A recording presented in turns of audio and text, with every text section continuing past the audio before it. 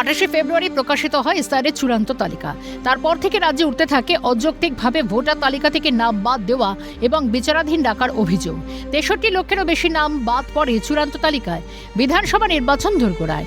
নির্বাচন আবহে যখন রাজ্যে এসে সাংবাদিক বৈঠক করছেন মুখ্য নির্বাচন কমিশনার জ্ঞানেশ কুমার, তখন ধর্ণা মঞ্চে মুখ্যমন্ত্রী মমতা বন্দ্যোপাধ্যায়ের রং তুলির মধ্য দিয়ে এসআইআর বিরোধী প্রতিবাদকে ক্যানভাসে ফুটিয়ে তুললেন।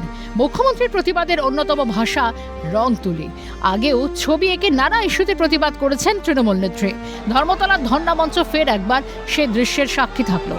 মুখ্য নির্বাচন কমিশনার জ্ঞানেশ কুমারকে কটাক্ষ করে ভ্যানিশ লেখেন মুখ্যমন্ত্রী।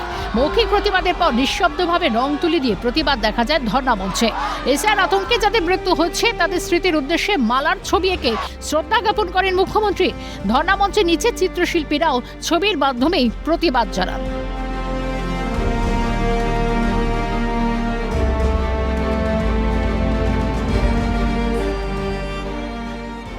সেই জন্য পাশে দুটো মালা রাখা আছে তাদের জন্য। এটা ডেড বডি যারা মারা গিয়েছেন তাদের উদ্দেশ্যে শ্রদ্ধার্ঘ্য দিয়ে দুটো মালা করা হয়েছে। এটা সিম্বলিক ছবি, নাথিং এলস। বাঙালি যুগে যুগে তার নিজস্ব সংস্কৃতিকে তার প্রতিবাদের ভাষা করে তুলেছে। প্রতিবাদের অন্যতম ভাষা হলো সঙ্গীত। তাই এসআইআর বিরোধী প্রতিবাদের ধর্ণা মঞ্চে দোলা সেনদের সঙ্গে নিজেও গানের সঙ্গে তাল মেলান মুখ্যমন্ত্রী মমতা বন্দ্যোপাধ্যায়।